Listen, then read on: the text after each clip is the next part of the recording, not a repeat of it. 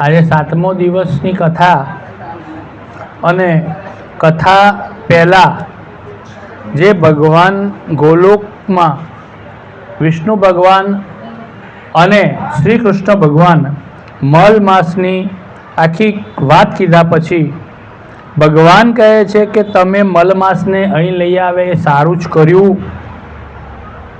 હું મારો ગુણ કીર્તિ પ્રભાવ ઐશ્વર્ય પરાક્રમ બધા ગુણોનું દાન મલમાસને આપું છું.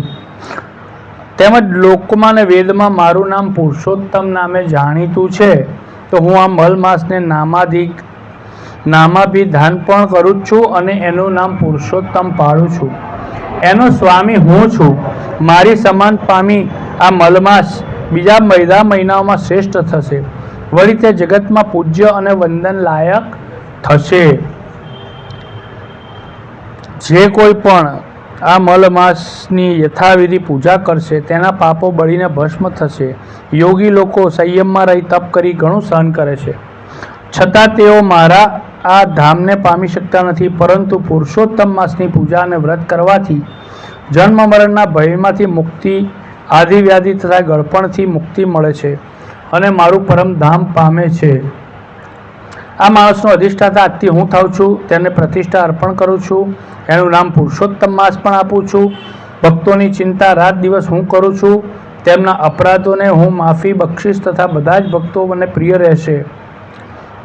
ભગવાન નારદજીને ઉદ્દેશીને બોલ્યા, હે નારદ, ભગવાન કૃષ્ણના આવા વચનો સાંભળી ભગવાન વિષ્ણુએ તેમને પ્રણામ કરી અધિક મલમાસ સાથે ગરુડ પર બેસી પાછા વૈકુંઠ લોકમાં આવ્યા. એ દિવસથી મલમાસ પુરુષોત્તમ માસ નામે જાણીતો થયો. આ વાર્તા તો થઈ મલમાસ પુરુષોત્તમ માસ કેવી રીતે બન્યો એની, પણ કાઠા ગોરમાની વાર્તા, ઉમામાની વાર્તા આપણે આગળ વધારીએ કે એક દિવસ ભગવાન શિવજી અને મા પાર્વતીજી સ્ત્રી પુરુષનો વેશ ધારણ કરીને લટાર મારવા નીકળી પડ્યા છે. એ સમયે પુરુષોત્તમ માસ ચાલુ થયો. લોકોના ટોળા નદીએ નાહવા જાય, કાઠા ગોરમાનું પૂજન કરે, કથા વાર્તા સાંભળવામાં રહેતા. ઠેક ઠેકાણે વાર્તાઓ ચાલતી હતી. ચોમાસું પૂરું થવા આવ્યું હતું. ખેતરો તો ધાન્યથી લચી પડેલા હતા. કેરી ઉપર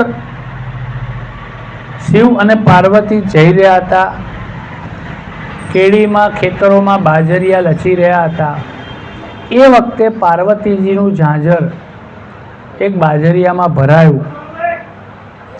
આ બાબતે તેમનું ધ્યાન ન હતું. જ્યારે ધ્યાન ગયું તો જોયું કે લીલાછમ બાજરિયા હતા. પાર્વતીજીએ બંને હાથે બાજરિયા લઈ મસળીને ખાવા લાગ્યા. બાજરિયાના કૂણા દાણા જોઈ ભગવાન બોલ્યા કે હે દેવી, ખેતરના માલિકને પૂછ્યા વગર તમે ખાવ છો એ ચોરી કરી કહેવાય, એ પાપ છે. આથી તમારે પાપનું પ્રાયશ્ચિત કરવું પડે. આ જેનું ખેતર છે એના ત્યાં તમારે જેટલા દાણા તમે ખાધા એટલા દિવસ તમારે સેવા કરવી પડશે. પાર્વતીજીએ બ્રાહ્મણીનું રૂપ લીધું. ખેડૂત પાસે આવ્યા. એ વખતે પુરુષોત્તમ માસ ચાલતો હતો. ખેડૂત તેની પત્ની નદીએ નાહવા ગયા, દેવ દર્શન કરવા ગયા. ખેડૂત સામાન્ય સ્થિતિનો, પતિ પત્ની ઘણા ધર્મનિષ્ઠ હતા. 10 વર્ષની એમની દીકરી હતી.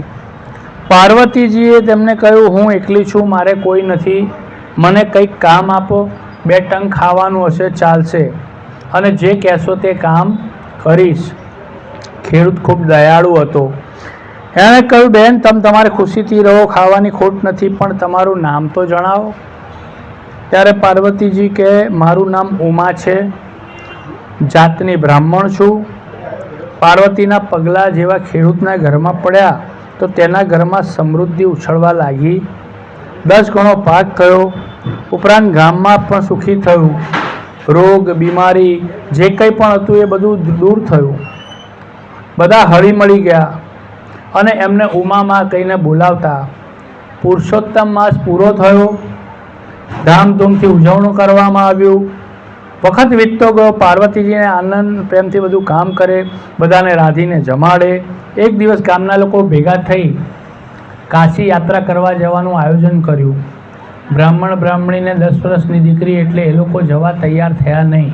પણ ઉમામાએ કીધું કે તમે સુખેથી જાઓ, હું બધું જ અહીંયા ગાડી ધ્યાન રાખીશ. ખેડૂતની પત્ની અને ખેડૂત ખૂબ જ આનંદિત થયા અને એ લોકો પણ સંઘમાં કાશીએ જવા તૈયાર થયા. જતી વખતે ઉમામાએ ખેડૂતને કહ્યું કે આ લાલ કપડું લો, ગંગાજીને આપજો અને કહેજો કે હાથે હાથ તમે લઈ લેજો. ખેડૂતને થયું કે ક્યાં આ બધું થાય, પણ ઉમામાનું મન રાખવા માટે કશું પણ બોલ્યા નહીં. સંઘ કાશીએ પહોંચ્યો, ત્યાં લોકોએ દર્શન કર્યા, ગંગા સ્નાન કર્યું, પૂજા આરતી કરી. સંઘ પાછો વળ્યો. 5 દિવસ વીતી ગયા હતા. અડધે રસ્તે આવ્યા પછી ખેડૂતને યાદ આવ્યું કે ઉમામાએ આપે કપડું ગંગાને આપવાનું રહી ગયું છે.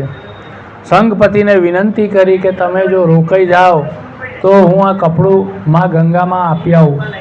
સંઘપતિ કે અમે તો જઈએ છીએ, તમે આવો, અમે રોકાઈશું નહીં.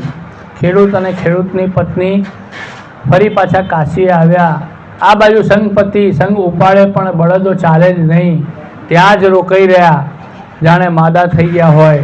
એટલે સંઘપતિએ નિર્ણય કર્યો કે બળદ સાજા ના થાય ત્યાં સુધી આપણે અહીંયા જ રોકાઈશું. ખેડૂત અને ખેડૂતની પત્ની ફરી પાછા કાશી આવ્યા.